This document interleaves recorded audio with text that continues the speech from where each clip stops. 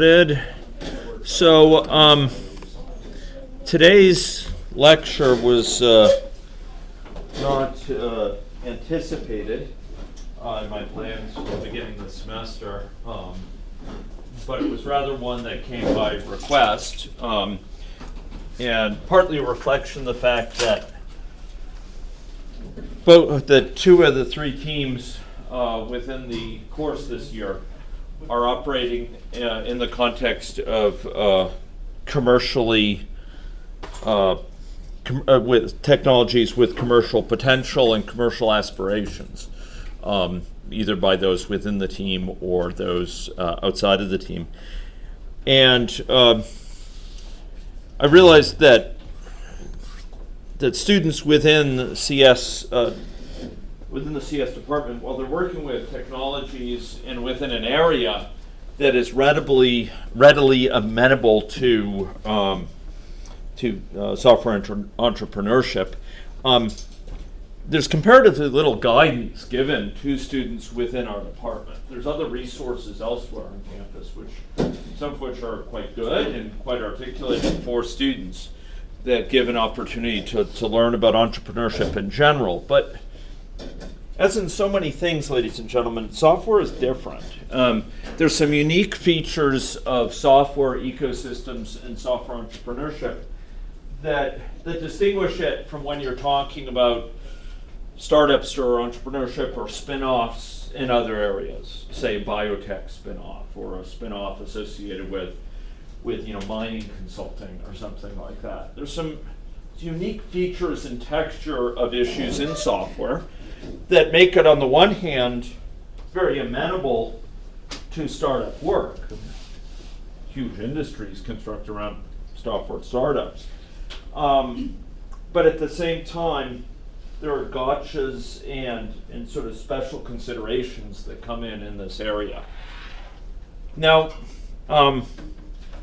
my experience in this area goes back several decades.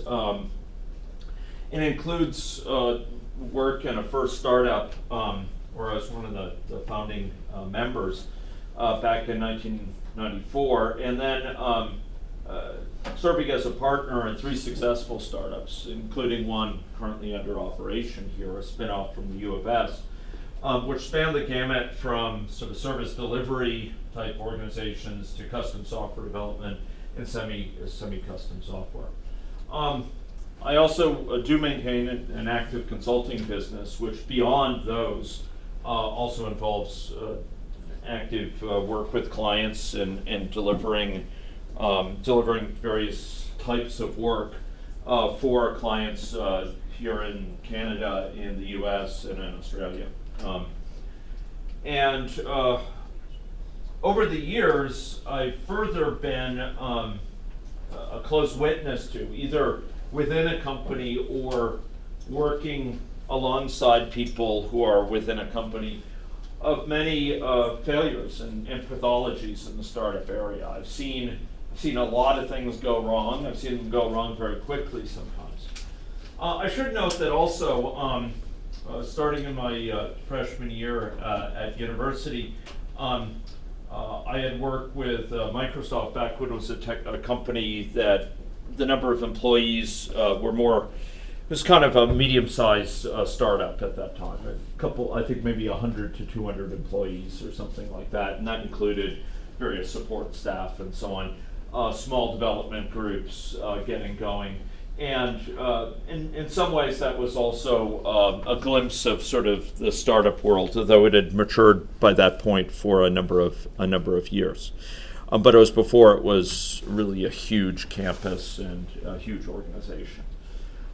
So this is an area I care about a lot. This is an area that literally week to week I'm involved in, and where if you look at my schedule over the course of a month or two, often I'm thinking a great deal about software entrepreneurship because I have skin in the game.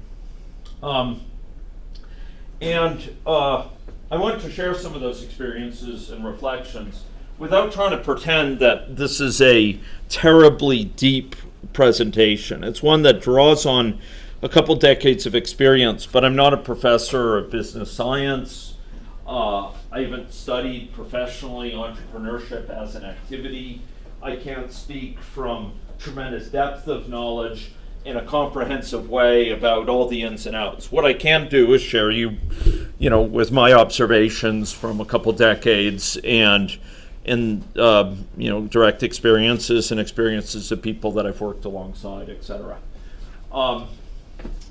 At least I can avoid certain types of pathologies and help you realize where there are areas of concern.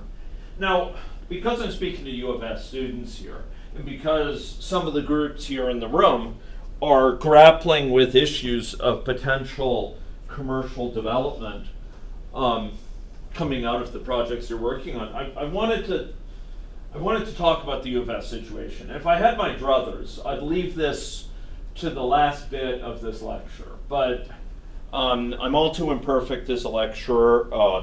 I work to improve, but I'm afraid that this would give it short shrift because there's a couple of important points here that are arguably some of the most important of the whole lecture, and I wanted to make sure that you get them up front. So, from a pedagogic standpoint, this will come last, but I'm just going to make some statements up front, and then I'll try to weave them in to some of the discussion as we go through in a more systematic way, a set of topics.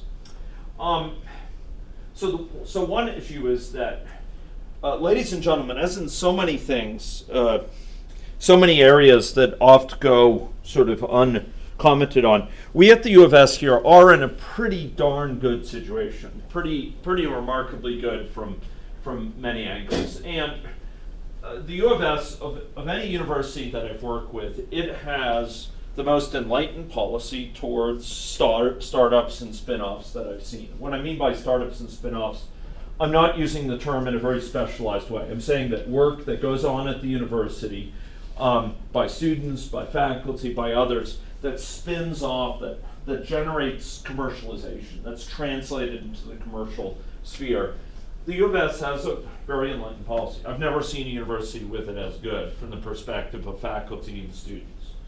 And specifically for software startups, there is a widespread phenomenon these days in big research universities like the U of S, and as in so many things in the commercial area, it's a trend much more tightly you see in the US, where these research universities will basically claim ownership over a large part of what comes out of their operations. So if students come up with a great idea and actually develop a little prototype of a project, the university will try to say, wait a minute, that's coming from our computers, you are running off electricity, which we pay for, and startup and computer labs, we have a share in that.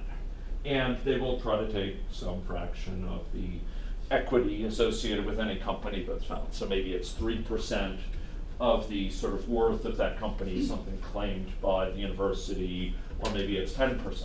And universities are, these days, some of the biggest universities are some of the biggest, most grasping in terms of trying to take ownership of it. Because they realize that software startups have, despite comments later, a great deal of potential in terms of turning revenue. And U of S views software startups differently than spin-offs that have patentable technologies. And as I've been told it by the ILO at the time, and what's now the Innovation Saskatchewan, called Innovation Enterprise, here on campus, the U of S's sort of arm of commercialization. Their policy towards software startups is that they don't take ownership. Okay? They view software as being not the sort of thing the university is going to get involved with claiming ownership. So if there's a spin-off that comes out of ideas out of our lab, not ideas. Ideas are cheap, as you'll hear.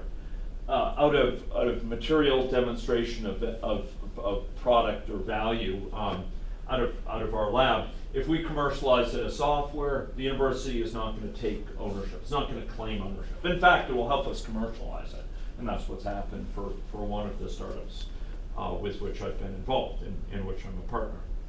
So there's a very generous U of S policy towards software startups in general. And when it comes to undergrad students, it's particularly clean, in the sense that if you've done a bunch of work and you've come up with artifacts, you've come up with deliverables of some sort for your projects, from the university's perspective, you own those. You own those things. You've put in the work, and you've created these things. You are the so-called inventors for this. So if you created a code base, your team collectively owns it. Now, that's a very generous policy. It doesn't mean it's without foibles. I mean, some members of the team want to commercialize it, not others, etc. And I will just comment that from my experience, the code bases coming out of a student project rarely, even with really, really good teams behind them, they rarely serve as the basis for an ultimate commercial system. Okay, the first cut you have at building a system is rarely what you want to go forward with to commercialization. Rather, the learning that's gone into it, figuring out how to do it, how not to do it, the learning about what was messy this time, lets you rewrite it. The people who actually want to take it forward in a much more savvy way. They rewrite it knowing much better how it needs to be done, because they've tripped over certain things the first time, and so they rewrite it in a much cleaner way. And I've seen that done, and generally what comes out of that is much closer to really what's needed for serious commercial application. It's designed for the longevity, it's designed for the translatability, and it's free of encumbrances of having been written by a whole team, some of whom don't want to opt forward. So just be aware that it's rare that the code bases you have in hand right now are going to be, the magic bean that's going to earn you millions of dollars. Probably that's not going to be the magic bean. And probably you're going to want to rewrite it, if only to reduce the encumbrances of there are certain people who were involved in writing it and are no longer involved, but probably because it needs to be rewritten anyway in a cleaner, more sort of considered fashion, given your learning. We learned so much from implementing things the first time about what's clean in the implementation and what's not, how to do it better, how to approach it differently the next time, and what we get out of that is often much improved. Now, a related point here, and this is off based on an understanding. Ladies and gentlemen, there's just lots of people circulating in the world that circulate with ideas they consider very good, and often they are very good ideas. They're neat ideas of things you can do, and some of them are very clever, very creative, very good. And the issue is that people often view those ideas at an informal level like property. So they'll use words that are loaded, like you stole my idea. You took my idea. Now, that belies the fact that from a legal perspective, that idea does not enjoy property protection. Okay, so if someone whispers a great idea into your head,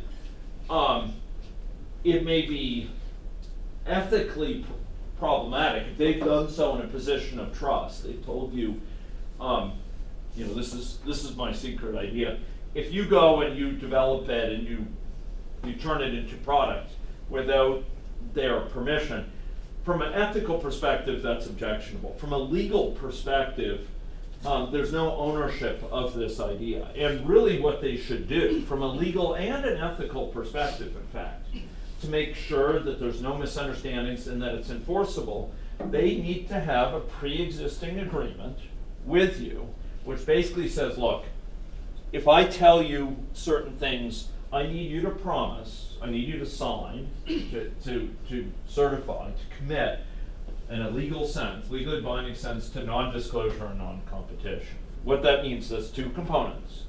An NDA is a non-disclosure agreement. And basically what that's saying is that if you are disclosed this idea, you won't pass it on to anyone without their agreement.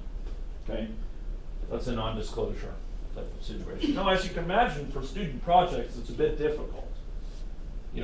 for someone to say, I think you should work with me, but I won't tell you what I want you to do for your project unless you sign this thing which says you won't tell anyone about it. That's difficult to argue for. Among other things, I'm going to learn about it because I have to market your, I have every deliverable you turn in. Myself and the marketing team, we have to go through something like 20 different specific points of judgment where we rate it between 0 and 1 on each one. And we've got to market, we've got to go through it in detail, and we do. We look at the deliverables quite some detail. And a non-disclosure with the company is going to be really problematic because we wouldn't be able to see what you're trying to create, etc. Second is the non-compete. Here basically you're saying it doesn't just go beyond, it goes beyond the issue of who you tell about it. It's, you will not put this into use in a way that competes with the originator of the idea. So, if I go and I work for a company, I go and I work for Vedasta or something, they might have me sign a non-compete, so I can't, having learned these technologies, having used them in the context of their teams, I can't just say, hey, I think, I could turn this into a better product yet. I'm going to go out and I'm going to take all these technologies and ideas and contacts and knowledge of the field, and I'm going to compete with Vedasta for market share in this area, using my knowledge that I've built. Now, NDAs and non-compete agreements are extraordinarily common. I mean, they are bread and butter in the software industry. And you should also realize that they are extremely contentious legally in court. They are challenged, okay? So I remember there were some high-profile cases of software architects going from one company to another in the US. And one of the things that came up was that they were carrying with them, a knowledge of the strategy of the company they came from and bringing it to this new company. And the old company threatened to sue them. And basically the thought was that it would be really hard to enforce this, okay? So non-compete and non-disclosure, and I actually don't know which of them is the more binding one. There is some, or which is the one that's more problematic in court, but there's some questions as to how enforceable these are. And generally speaking, if you deal with people in entrepreneurship who are actually, walking the walk, who are actually putting these things into practice in real companies, the notion that an idea is some precious thing that if you let it out, it's like Prometheus bringing fire to the world, and someone's going to create a giant enterprise and leave you out. It's a pretty naive idea. Because really what turns ideas into value is a heck of a lot of hard work. A heck of a lot of serious thinking and work by people with the requisite skills to advance it. So someone might have an idea for, a Neato type of app, but really in the end, in terms of how much that brings to the table, it's a small piece of the overall picture. And perhaps that's part of the reason why courts are a little bit leery about saying, we're going to hold you really, really tightly to this non-compete or what have you. And I think that's the bigger one, that they say, look, there's so much more in it than the idea. The idea is just a tiny, tiny kernel, and it's got to develop so much more. And frankly speaking, folks, you are doing the sort of hard work that's the first stage of, exploring an idea and turning it into technology. So, I've heard before, and I've almost laughed when I've heard this. People say, "I'm going to sue you." I'm going to sue you. You took this idea and ran off with it. If I hear someone claiming that about someone else, of course, there's no way it's going to be legally enforceable. You took my idea away. That's not something that's legally enforceable. What is enforceable is a contract that's between two parties where one, guarantees certain things to the other. Now that's starting to be enforceable. Okay, so ideas by themselves, I wouldn't put much effort in them as sort of the definers of value. Some of your projects are in GitHub. So according to the policies of GitHub, and there's online information about this, the code which is on there which hasn't chosen an explicit licensing agreement. There's all these licensing agreements out there in the world, some of which are rather controversial. But code absent a licensing agreement is copyrighted. It's copyrighted implicitly by the creators of it, and it can't be legally copied or used directly in derivative work. Someone can't go and take your code on GitHub, put it into their product without infringing on your copyright. Just like they can't, take some contribution you've made in the form of an academic paper and sort of copy it and use it elsewhere. It's a copyrighted thing, and they could be prosecuted under the Copyright Act. How easily that could be enforced, I'm skeptical. How are you going to know that they're coded exactly your code? It would take a lot of work, and I've heard of companies trying to push it, and generally it's a hard slog to claim that this other company took exactly our code base, etc. And it begs question about why it's up in a public space like that. So I think you'd have issues, in court if you did try to pursue that.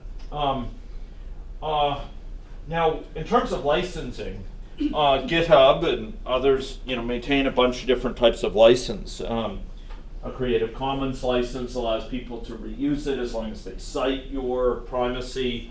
Project GNU license allows them to reuse it as long as they're not using it for commercial gain. Sort of a viral license where any of your code, you're not only saying your code is not for commercial gain, but no one else can use it for commercial gain. And there's a variety of other licensing terms. Just go explore them, and if you're interested in learning more about them. The final comment I'll have is, ladies and gentlemen, in the startup space, gosh, I'm thinking back over 20 years. I can't tell you the number of conflicts that I've seen there. It's in your interest to proactively work to head off conflict between parties. There's nothing gained. It's really a sad situation to see people that don't need to be in conflict. And sometimes it can't be avoided, but just be aware that it is worth actively trying to head off conflict if it can be reasonably achieved.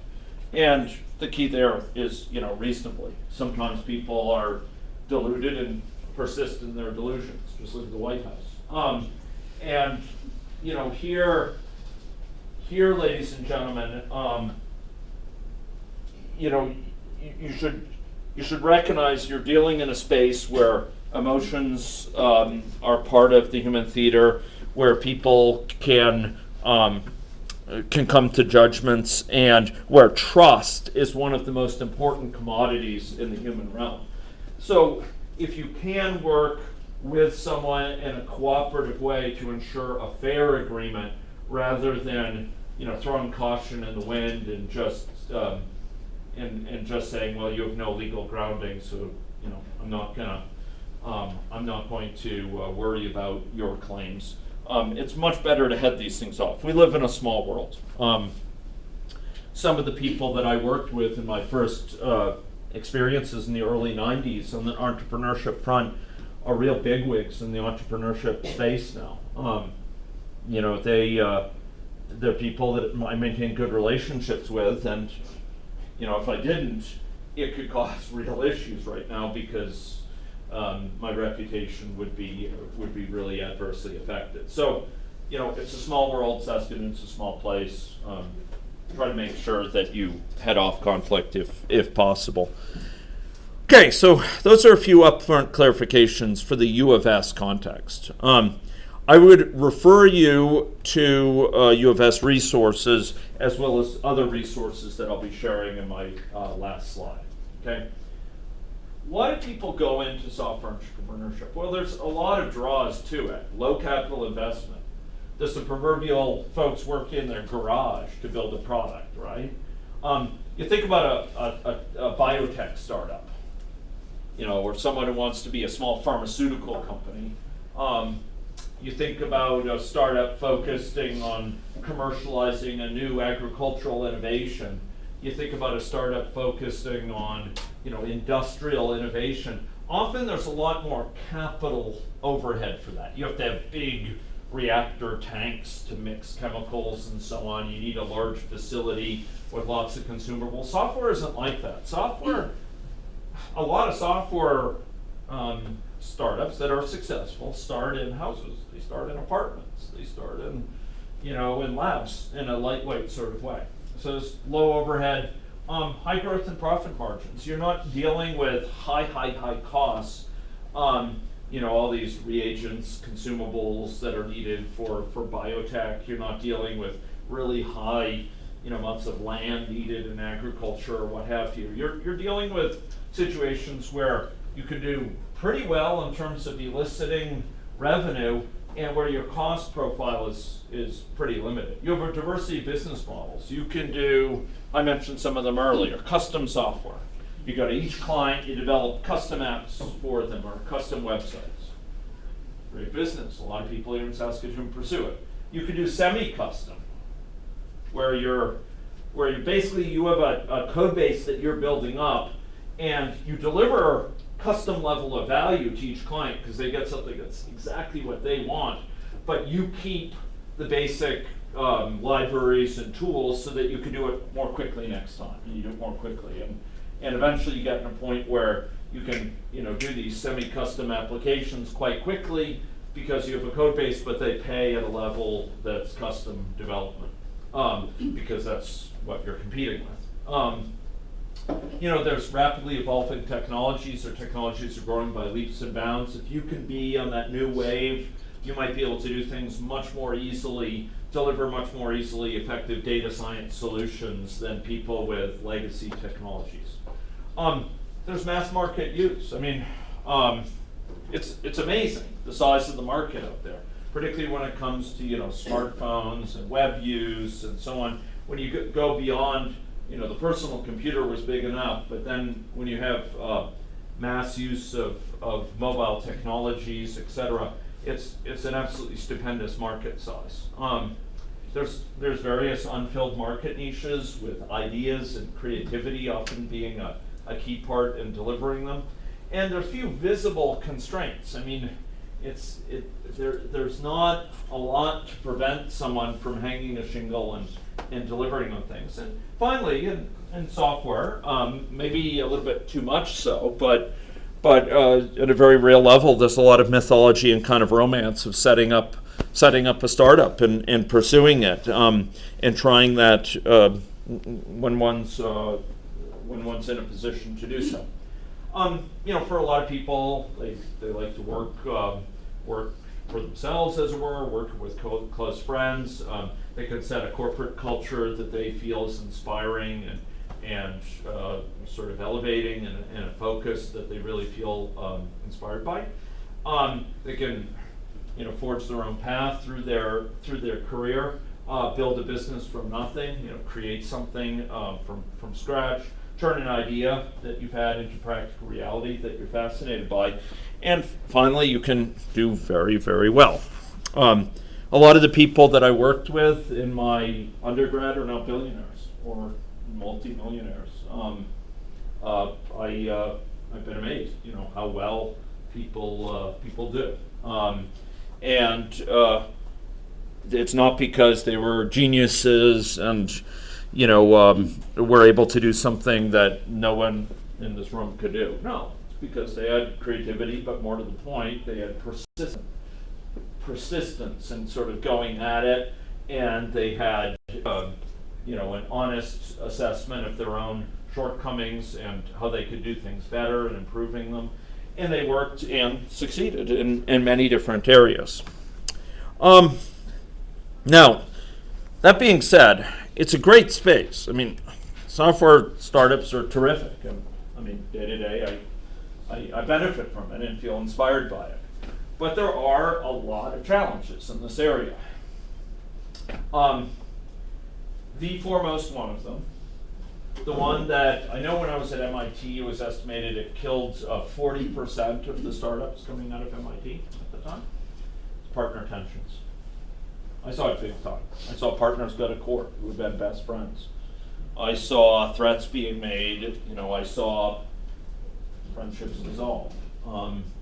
I saw people bail out because they felt they were no longer had a voice of authority in the company when they felt they should have. I saw long-term colleagues part ways permanently because of this issue. It's a sad thing, but it's true. Partner tensions are the biggest and hardest failure mode for software startups that I have seen. I don't know that for an academic fact. I've just seen it so often. It makes me think, yes, it's probably the number one thing. A second one is identifying an effective business model. Software startups are not all, they're not all matters of kind of let's try our intuition and follow it. There's a lot of hard thinking that goes into what's going to work for a business model. Should we make our software free and charge for custom extensions to it? Should we charge on a graduated rate so those using it with small numbers of uses are free and then rises up after that? Should we do a model that's metered by sort of the amount of time people use it or what have you? And what sort of business do you want to be in? I mean, is it custom or is it semi-custom? What are we really doing as a business? This is one of the most common questions that come up in small companies. What's our defining business line? You often start with a couple ideas, but they've got to get sharper in order for you to advance. And kind of along with that is aligning your architecture. I mean, there are certain technologies that you'd love to do with a metered business model. You charge per packet or what have you, but the architectures do not make that possible, or licensing terms and your ability to enforce those licensing terms is just not there technically, and so you can't recoup the cost as effectively.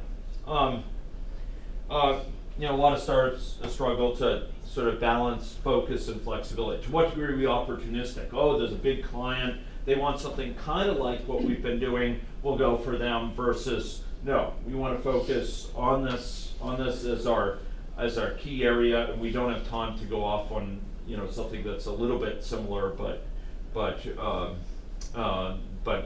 is a distraction from our main plans. Balancing risk and return. To what degree do we try for something that's risky but could yield a lot versus something that's readily doable but has less upside? Balancing growth and stability. How quickly can we grow? This is for some of the companies that I've seen. There's a real challenge. Do we want to double in size every year? Maybe that sounds obvious. Of course, you want to grow by a factor of 2. It's not obvious. Sometimes there's real growing pains. You go from 25 people to 50 people in 1 year. There's a heck of a lot of challenge associated with that, from coordination standpoint, from a culture standpoint, from getting those people effectively used. Investors often love to see it, but from a standpoint of actually running the company and delivering value, it's often a real challenge. After all, those new people have to be trained, and guess who does the training? The most valuable people, and that takes them away from delivering value themselves in the forms of development. So there's kind of a real risk here. If you grow too fast, you are taking time away from the delivery of product, etc. To what degree do you put processes in place, or do you let it slide and it's a bit more free-flowing in terms of what you require for each team? And then there's this issue of financing and control. To what degree do you, as the original partners, want ownership of your firm? And to what degree are you willing to let an angel investor come in or a venture capitalist come in who will say, look, I will give you X amount of money. I'll give you $1 million in return for majority control of your company, or in return for 20% of your firm, or what have you.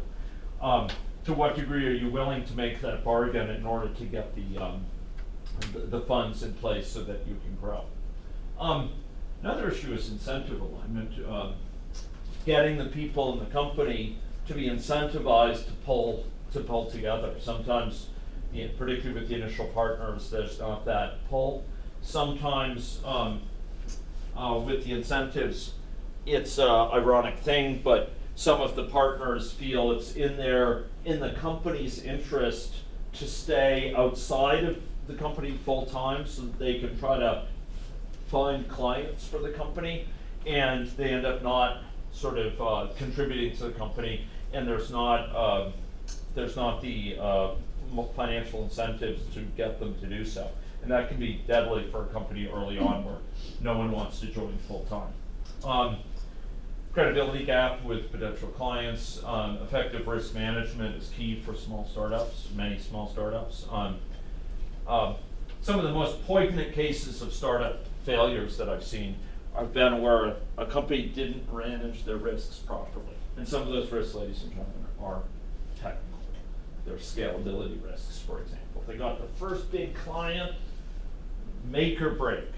First client is often a make or break thing. If you don't make this client really, really pleased, you can often kiss your startup goodbye, because the reputation that develops from that is poor. It doesn't let you get that second client easily. Meanwhile, a very happy first client breeds other clients because you can refer them and they can offer a testimony to your strengths, and you have the time to really devote to the other clients. And unfortunately, a lot of firms do founder on that first client because they haven't done appropriate risk management. It hasn't scaled to the level needed by that client. Finding senior people to help guide, you want that balance of sort of bringing in someone who's experienced but very open-minded. And then there's a set of domains, which if you're going into software startups, you're going to be doing a lot more than software. This is one of the most sobering things. I remember my first startup would have been in the memories I have about this are 94, 95, I think. The issues that I would have to deal with day to day are not just the technical issues of programming I love or what have you. Financial issues, legal issues, marketing and sales issues, managerial, human resources, other resources, office space. A small startup, who's going to do it? It's going to be one of the people there. It's got to get done, and often involves tasks that you wouldn't normally do. That in a big company, you could just say, oh, there's people hired to do that sort of stuff. And here, you've got to often do it. And a bunch of intangible constraints that I may be able to mention. Okay, so here's a bunch of anti-patterns. Here are things don't do. I can't tell you what to do. I can tell you what not to do, okay? And some of the things don't do. Don't go into a software startup without a written partnership agreement early on, and a dispute management plan. Some sort of plan for taking conflicts that arise and handling them in a principled, defined fashion. So if a conflict arises, and often they do in a small startup, you want a well-defined plan for how it's going to be handled. A plan that's going to prevent someone from saying, I'm going to sue you, to a plan that is going to put in place mediation first, arbitration, and only then escalating to possible legal recourse. Okay, so you want a dispute management plan that says, how are we going to handle cases of disagreement? Maybe it's as simple as you get a third party in the company to handle this disagreement between parties within that company at first. So internal mediation, and then you go to a professional mediator, etc. Each of those is different. Mediation is somewhat different from arbitration, and they're very different from legal options. Okay, and much cheaper and less bruising. So have a dispute management plan in place and have some sort of partnership agreement. Have it be agreed in writing what the agreement is between people, and try to get that legally certified so that it's something that's legally binding. I remember one early experience I had. It was after my first company, which was quite successful. I was exploring, and we were attended with planning and launching a startup with a different set of partners for a different area. And we had a contract to work on this, which promised a certain level of remuneration for the early work. And we delivered on it, and we asked to be paid. And there was a lot of hemming and hawing. And finally, the person who had made that agreement with us said, well, it sounds like we're not going to, in fact, go forward with the company. And therefore, there's no company to pay you, and therefore you're not going to be paid. We said, well, wait a minute, you agreed to pay us, but if you actually read the contract, one of the most fundamental principles of contracts is it's a contract between two parties, and it needs to be extremely clear who the parties are. And the way that was written, it said that so-and-so and so-and-so will be paid $12,000 upon delivery of this work. And basically we were told this is not legally enforceable, because it doesn't say who will pay. It just says they will be paid. As a result, we had a $12,000 loss and walked away from it sadder but wiser. Another issue is gross inequity of partner risk exposure. This really grates on people. One partner's working full-time, they've left their job, they're working on this to develop a business, and the other partners have a lot less skin in the game. And this is okay if the partner who's working full-time is compensated to reflect that risk. But what gets grating is that people say up front, well, we're all going to share equally in this company. We're all going to have 1/3 of the company shares. And meanwhile, one of the people is bearing all the risk because they've left their job. And meanwhile, the others are saying, well, we're really benefiting the company because we are able to fund clients, and we're not loading it with extra needs as far as the space concerns and so on. No, I mean, risk should be met with further reward. It's a big sort of need for further reward. And that goes along with these partners for fuzzy or contingent transition plans. Absence of experience in project management. This course can help quite a bit in learning how to coordinate a group of people. If you just have people who have not had that experience before, not had to deliver on it, starting a company often leads to just inability to deliver in an effective way, inability to manage the expectations from a client who requires project management type professionalism. You're entering an unfamiliar vertical market. You have ideas about what the market needs, but it may not be what the market needs. So maybe you go into, you want to do something for surgeons, and you don't really know how surgeons conceive of the situation. If you're going to go into a vertical market, you need really, really good advice in that area about where the pain points are, what they need. And you need to be able to have those dialogues, because often they won't tell you up front what they need. It's part of a dialogue of what technology could do and what their pain points are day to day, etc. I've seen it before, raising too much money in a startup. Startup gets $30 million capitalization by a VC in return for giving up a lot of equity, a lot of ownership. They get a whole swack of money, and it seems like they can go to town. And they end up having a very high burn rate, dollars per month spent, and they end up burning through the money quite quickly and in an unsustainable way, and then end up not being able to get to the next point where they need to go. Divergent visions among founders. Maybe some founders want to get bought out sooner. They really are in this to kind of cash out, and others want to turn it into a lifetime enterprise. Very common. Predatory and controlling financing from the VC side, sometimes from the angel investor side. A fuzzy or indefinitely flexible business plan, a business plan that doesn't really sharpen what exactly we need to do. Final one, desperation-driven sales is a big one. Sales that just have to occur because you want to bring money in, and you ends up taking you in a total different direction. I remember one company I was consulting with around 92, 93, some of my earliest consulting, and they had a product in which they were working that was their defining product, was their flagship around which they structured the business. But they were having cash flow issues. They really wanted to bring in some revenue. So they identified another product that they could come out in a very different area, but that they knew there was market demand. They knew they could sell product with it. So they ended up investing in that as a temporary strategy to bring in money. They never came back to the original product.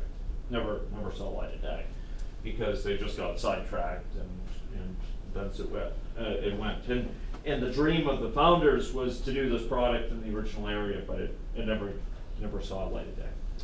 Okay, so some high-level pieces here. So high-level elements of software entrepreneurship you should know about. And I'm mentioning some of these in part because they are distinct in the software area, others because there's some basic knowledge. Financial areas, legal areas, marketing areas, and sales. Marketing and sales are different things, and they often have tensions with each other. Managerial concerns, resources, and technical concerns, okay? And I would just note here, and I'll come back to this point at a later point to mention, this is very attractive phenomenon. Since when I first started my work in this area 20 odd years ago, there's been a lot of innovation to help enable software startups get started more easily. A lot more resources online, a lot of clubs, including here at the U of S, in terms of clubs or activities for budding entrepreneurs. But one of the most exciting ones, in my view, for the earliest stage of entrepreneurship is incubators. There are incubators here in town. Ideas Inc., for example, downtown by the farmers market is a good one. And there's other things like maker spaces, hacker spaces that have some relevance as well. The idea with incubators is that often they're co-working spaces, so you don't have to purchase dedicated rooms there. It's so many dollars per square foot per month. And in the incubator, they will have not only shared space, but shared resources on the financial side, legal side, certainly some of the IT side, and in terms of some advice on marketing and sales. So in short, they've kind of an economy of scale. So maybe you'll have a phone switchboard run by the incubator that will put you through to your particular line or cell phone if it's coming in, but it'll be answered professionally. They'll have the IT infrastructure as far as high-speed networks to link you in. But they also will have legal advice. They'll have someone who can look over a hiring agreement for you, or can look over a contract. You're trying to contract with a big company that has, staffs of lawyers that have written this contract, and you can't judge it, and you don't want to go pay a lawyer, $400 an hour to go through it. So instead, you have someone on the legal side who's familiar with startups, familiar with business contracts and these sort of areas with small companies will go through it for you. Or someone on the financial side, accountants who do the accounting for a bunch of firms in the same incubator. Or people who will help with the marketing information that you want to send out. These are things incubators offer, and they offer them often much cheaper than if you had to go secure these services on a custom basis, because they do so in a more specialized way to a whole bunch of startups. Very attractive value proposition. The other side of incubators is you're rubbing shoulders with other entrepreneurs. this has pluses and minuses. I think it's mostly a plus because you learn a lot of sort of understanding from them. You get advice. You get war stories that you can use, etc. Sometimes you get poaching. That's the issue. So I remember there was one incubator, OID type of a situation that we were in at one point, and we had a fantastic president of our firm, and he ended up getting poached by a faster growing firm. They got to know him in the same offices. They enchanted him with sort of their business, and off he was with them, and worked for them for a couple of years, and it until they got sold off, I believe, and then he went and did another entrepreneurial venture. Okay, so some comments here. Ownership. Startups, one of the central issues is ownership. Who owns the startup? So, ladies and gentlemen, early on, what's typical is that people working at the startup, or those who've invested in it, in some cases, directly, friends and family networks or what have you, you divide up equity, ownership of that firm into a set of slices, right? And many startups perish because of disagreements about these slices. And the equity division, as I noted, the division who owns what percent should reflect the risk and how much they have contributed to the startup. And that's the rub, because often people contribute in a different way. So one person may contribute a lot of code. Another person contributes in terms of finding clients. Another person contributes in terms of designing the architecture. And it can be a little bit challenging to figure out how much did they bring to the table. But the equity division needs to reflect these things to avoid causing friction among the partners. So, if you have 60% and I have 30%, but I'm doing all the day-to-day software development, and you came up with some early ideas and found the first client, over time that might start to grade on me. So often this equity division will evolve over time, and one of the key ways that it evolves is through something called vesting. And the idea here is you often have some earning process by which over time you earn equity in your firm. So each year you stay on, you earn an extra 3% equity or something. But there's often a cliff where if you leave in less than a certain amount of time, you don't get any equity. So it's an incentive for people to stay associated with and contributing to this firm. So the idea is, maybe over a 5-year period, I grow vested for 15% of this ownership of this startup, but if I leave in less than 3 years, I get nothing. Okay, so it kind of keeps me glued to this because I know I'm not going to get any equity. Sometimes these equity allotments are milestone based, like when you get after the 5th client, this new marketer will receive a certain fraction of equity, but it's a key motivator because often the firm doesn't have a lot of obvious value without this. And what you're hoping for is by owning a large fraction of it, if it gets bought out, or if it goes public later, if it gets invested in at a large deal, I will own a much more valuable thing. And often the firm can't afford to pay dollars and cents to people, and so one of the key ways that they retain talent and attract talent is by promising equity. Okay. Now, in larger firms, you get stock options often, and these are for firms that have gone public, that have had an IPO, an initial public offering, and have stock on the marketplace. And then you get options.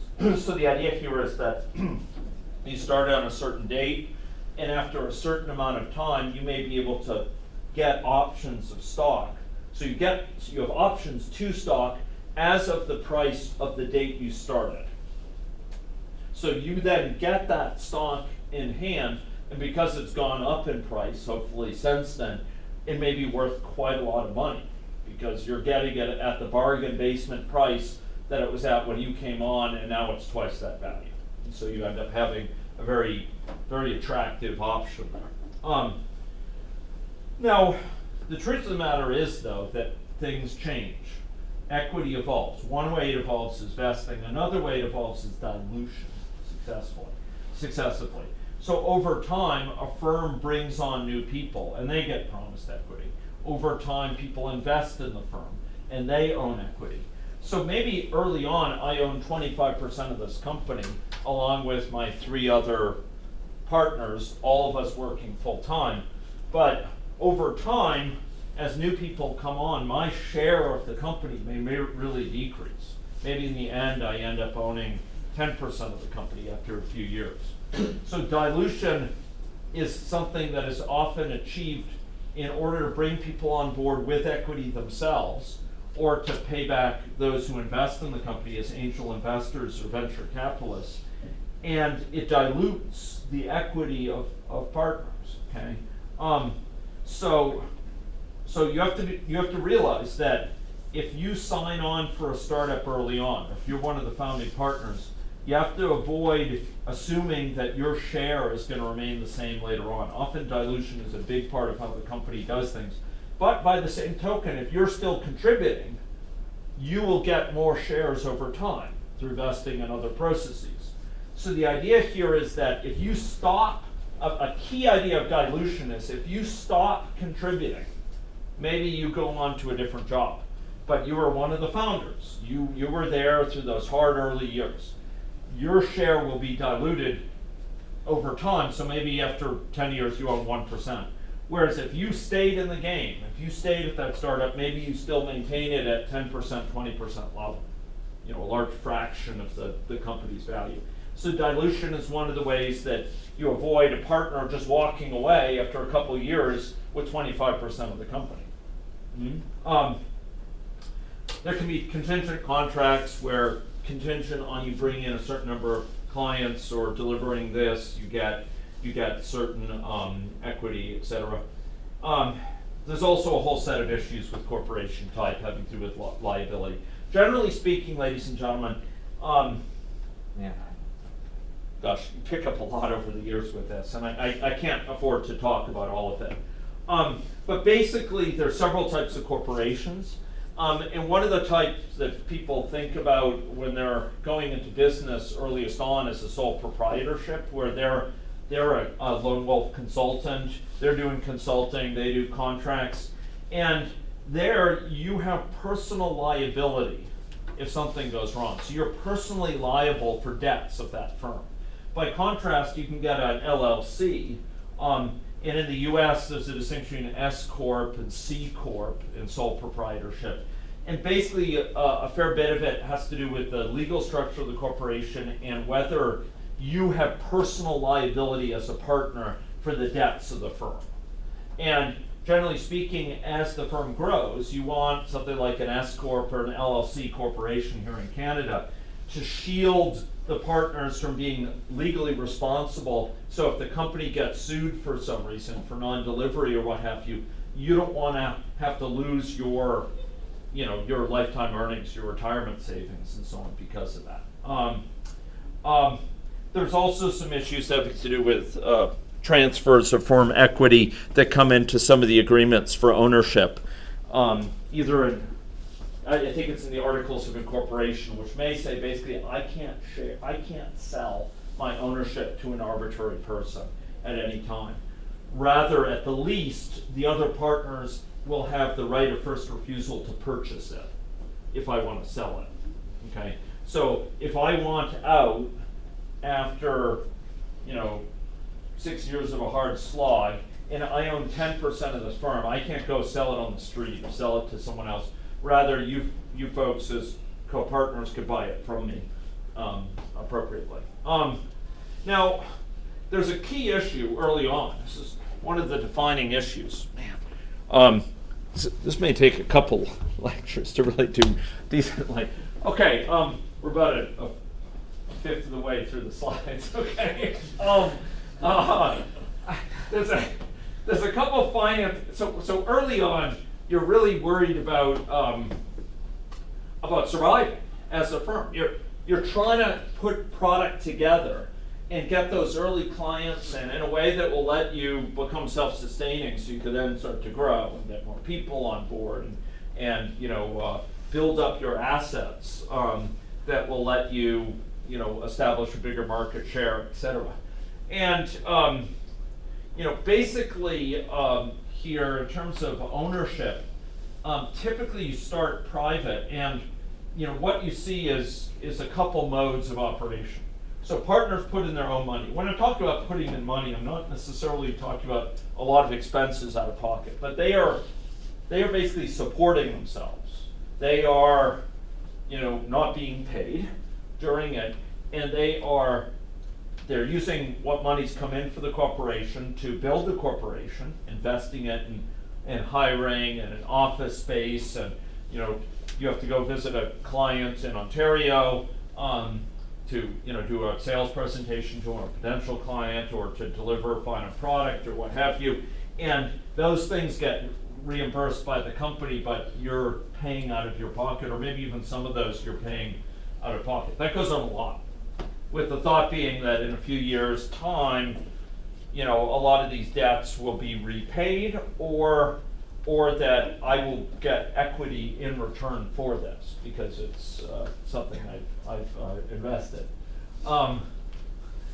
So another common model is sort of borrowing friends and family. This happens a lot in software startups. People will borrow early on and give some equity. But sweat equity is a very common issue in small startups. Common mode of contributing. So you are building up ownership by spending that money and time there. As a firm grows, there's often a great deal of interest in bringing in investors, and one has to be very cautious because often they have their own agendas. But I'll talk later in the presentations about angels and VCs as they relate to software startups. And then finally, these days, this wasn't around when I started my startup work 22, 23 years ago, but there's a growing attraction these days of crowdfunding, where you actually seek to get off the ground in a more distributed fashion, rather than turning to one angel investor who will take a fraction of the company's equity in return for an investment. You solicit funding from others, often via online sources. Now, for larger companies, after they've gone public, there's typically public ownerships. And you've heard this term IPO, perhaps, for firms like Twitter that have gone public. And the idea here is that the shareholders of the firm are often co-owners at a certain level, and there's different types of stock, preferred versus common, for that. So for larger firms, it's a different landscape. But for firms early on, software organizations just getting going, this sort of sweat equity, investing out of pocket to sort of see it started is very common. So with venture capital and with angel investors, basically what you're dealing with is they give you dollars in return for some control over the company, some equity control often, but sometimes they'll insist on managerial control. They'll want someone in your firm that they put in to manage it. Okay, so they'll put in what they say is a professional manager to help you deliver. You may not view it as in such a welcome way. This venture capital, in either its angel form or its institutional form, where you have a venture capital organization that basically maintains corporate accounts to invest, in contrast to an angel where they're investing their personal money typically, or family money. Both of those are mechanisms that at a certain point are widely sought after via firms. But particularly for the venture capitalists, they're often quite predatory. And they will often be and these are from angel or VCs, they'll often be very demanding in terms of calling you to account, in terms of delivering growth and value per their expectations. So you got to be aware it comes with some big liabilities. And there's a critical role in selling the ideas to them of a business plan. And there are issues with a firm being able to deal with influx of funding in a sustainable way that I referred to earlier. So that's all we have time for today. Christine is at the door, or was at the door. There she is, near the door. So I think I will consider how much. So I want a show of hands. How many people are quite interested in this issue of software entrepreneurship who would like to hear a bunch more about it? Okay, I guess the ayes have it. So I will continue to talk about this, and this will get into some issues that are very software specific. A lot of this stuff is somewhat generic, angels, VCs, you get them for biotech, startups, etc. But then some of them are quite specific to software. Some of the issues we'll be talking about, and we'll get into some of them next time, okay? So thank you very much for your attention.